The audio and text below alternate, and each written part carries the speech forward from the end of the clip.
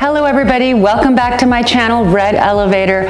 I'm Nina Takesh and thank you for joining me. Today, I'm gonna share with you yet another highly requested video, which are kitchens. The last kitchen we posted did so well, we had so many views, we were so overwhelmed with questions and likes and so forth that I decided to show you this time yet another recently completed kitchen.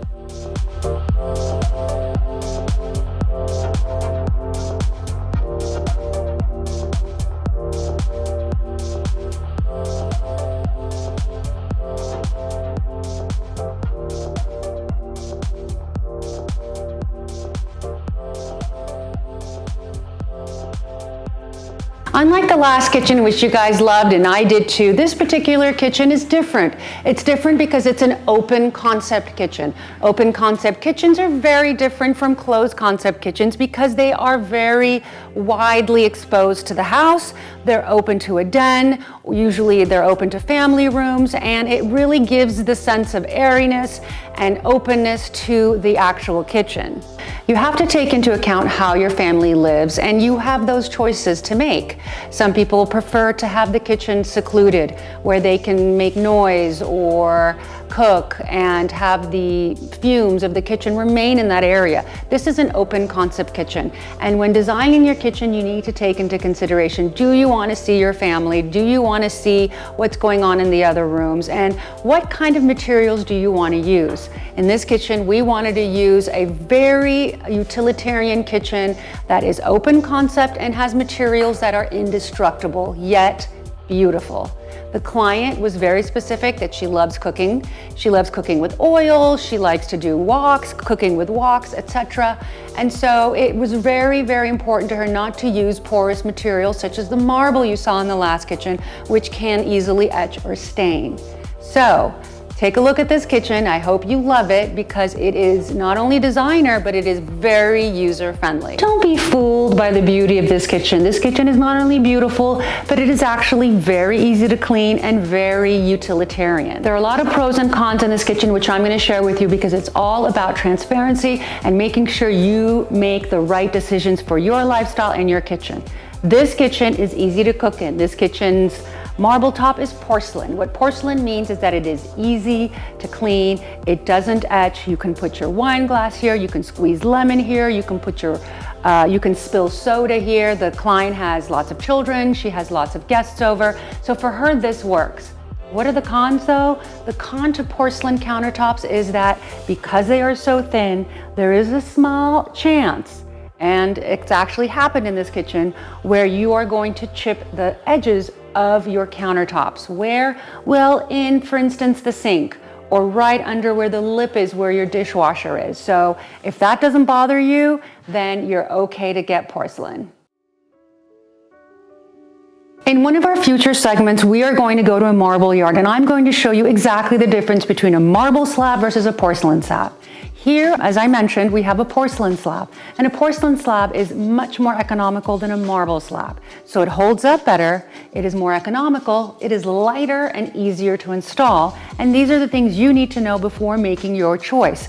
A lot of people are conflicted whether they should go with marble or porcelain. I have this conversation with clients on a regular basis, and it is a tough call. If you want the beauty and longevity and you're okay with etching and getting a patina on your marble, then you need to go with marble. If you are very, very particular in OCD like I am, and you want to be able to live your life without going crazy, then you're going to want to get porcelain so that you're not worried about clients or friends or your children coming over and making a mess of your countertop. We decided to mix our materials, and that is something that you can easily do in a kitchen. You don't have to have everything look the same. So everything has to be done purposefully. You don't just start mixing materials without reason. What we wanted to do is have a geometric backdrop. We wanted to have a very light island, which would translate easily into the den. And then we wanted to get a pop of color into the main countertops. So the main countertops are the ones that are closest to the stove, and we decided to use a very easy material. It's not porcelain, so it doesn't have the ability to chip. It is quartz. Quartz is a very interesting material because quartz looks a lot like marble, yet it has the resilience of porcelain. The difference is that quartz is crushed rock that is put together, and of course very high heat, etc., with resin. And it doesn't chip, it doesn't crack like marble, and it is very, very durable. But the difference between quartz and porcelain is something that you need to consider. Quartz on one hand is resilient, as is porcelain, but quartz won't chip. Porcelain can look very expensive because it is mimicking, as it does through a pattern, what marble is. So, in making your decisions for your kitchen, you need to really figure out what it is and how it is that you cook, how you live, how it is that you are going to present your kitchen, and then make the right decisions accordingly. Because porcelain is very thin, you are only able to do mitered edges. So if you wanted to have a round island or some kind of bullnose edge, you won't be able to achieve it with porcelain. However, you can do a beautiful mitered edge, and you can even do a waterfall edge. In this particular kitchen, we don't have waterfall, but we do have a mitered edge that makes it look like a thick piece of slab. What you choose as your backsplash is equally as important as what you choose on your countertops. And on this particular backsplash, we decided to use something with intrigue, something more fun, so that we can combine our materials together. We have a white island, we have a gray countertop behind, and now we wanted to tie them together by doing a mosaic. Our mosaic tiles are fun, they're hexagon, they're made of marble, and they have a black pattern around them.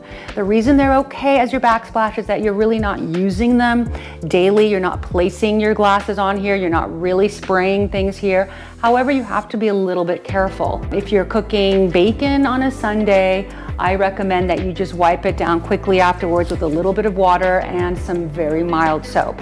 But so far, so good. The client's been using it, cooking, and really hasn't had any issues. And the reason is that if you have a pattern in your backsplash, it will not show stains as much as it would if it were a flat piece of slab. We also added a pot filler. A lot of you have seen these, and they really are useful because you can just open them up over the stove when making pasta or when you are pouring hot water in any kind of vessel. These are really, really helpful.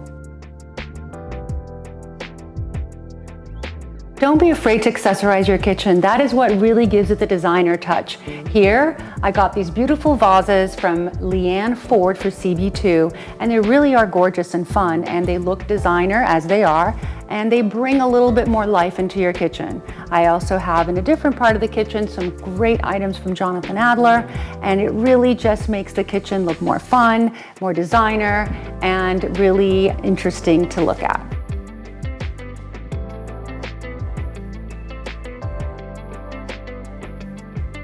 What kind of stools you use in a kitchen are important in terms of design and use. In this kitchen, we decided to do a lucite, beautiful stools, so that they actually don't detract from the kitchen, which has a lot going on, but they also complement the kitchen. These stools were perfect. They're a little bit stain resistant because you can't get the lucite dirty. We did get them at CB2, we love them, and the seat cushion can easily be changed over time if they soil.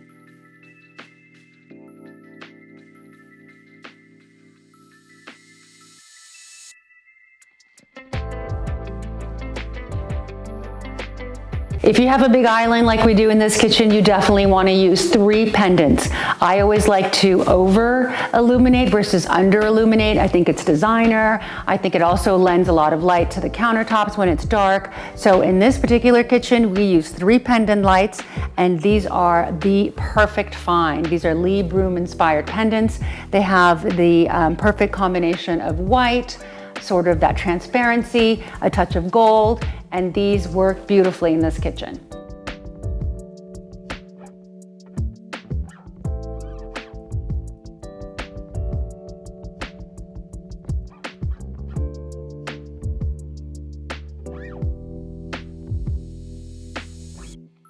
Thank you for joining me on this episode of Red Elevator. I hope you found it useful getting all of my tips regarding your kitchen and kitchen countertops.